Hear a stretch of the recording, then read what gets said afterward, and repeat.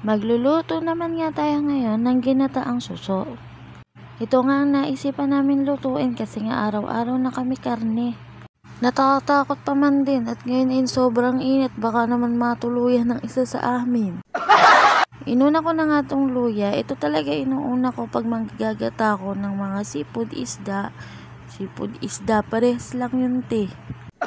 Sinunod ko na nga rin tong wangba para nga lumabas na ang kanyang aroma, ang arte mo. Tapos ilalagay naman nga natin tong onion. Hazel Sheppy, kasalanan mo to, kakanood ko sa'yo kung ano-ano nang nababanggit kong tawag sa mga sangkap namin. Nanisi ka pa nga no. Pero oo nga, sa totoo lang, araw-araw ko nanonood ng mga vlog ni Hazel Sheppy. Kaya nga naa-adapt ko na rin lahat ng mga pinagsasabi niya. So, dako na nga ulit tayo dito sa video. Ayan nga, ginigisa ko na sila. Sitay lang, mga markers.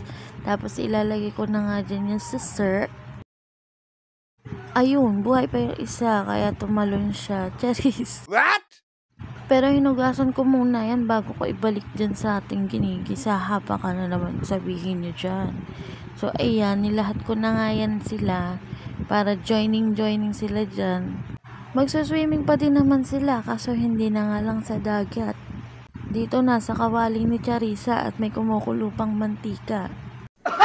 Mag-swimming muna kayo din ng mga 3 years. Charis lang, ayan, ginawa ko na, minekos-mekos ko na yan, mga ante-mami ko. Dapat pag minekos-mekos nyo yan, ganyan din, parang naghahalo yung balat sa tinalupan. Ang hirap maging maarte sa voice over. Talaga naman. Ang hirap nyo kasi pasayahin. What? O diba? At naging kasalanan nyo pa nga.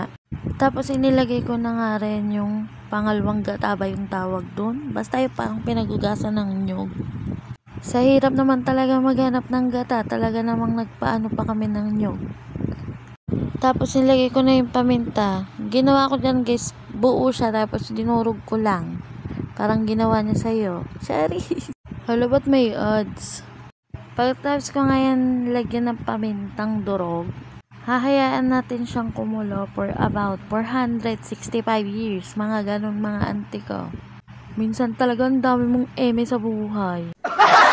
Nung kumukulo na nga yung sabaw natin, nilagyan ko na siya ng 500 pieces na asin na legal. Nilagyan ko nga rin yan ng abracadabra. Naitago na lang natin sa pangalang Magic Sarap. Ang dami mong eme. Tapos ayan, kita nyo naman kumukulo na. Hindi naman siguro kayo bulag. Nilagay ko na yung fresh gata. It's from coconut tree from the high mountains of Laguna. High mountains ka dyan. Kuprahan lang yung tawag dun talaga. So ayun na nga, nasusobrahan na ako sa kaartihan kong to. Pero ayan, hinalo-halo ko na nga yan. Kasi nagpapapansin sa inyo. Ayaw yung pansinin. Nag-iinarti tuloy. Oh my God, it's boiling. Buwa ka ng shit kang arte mo. Alam ko naman na sasabihin nyo may kulang. Oo, may kulang talaga. Dahil hindi nga kami nakabili ng mga gulay-gulay. Ang tatanga kasi. Yan lang kasi target talaga. Nabibilhin. Kaya hindi na naisipan kung ano pang ilalagay dyan. First time din magluto ng ganan. So, ayan, dahil sinasalin ko na, meaning luto na yan mga auntie ko ha. Kaya kakain na kami. Yun lang, bye-bye.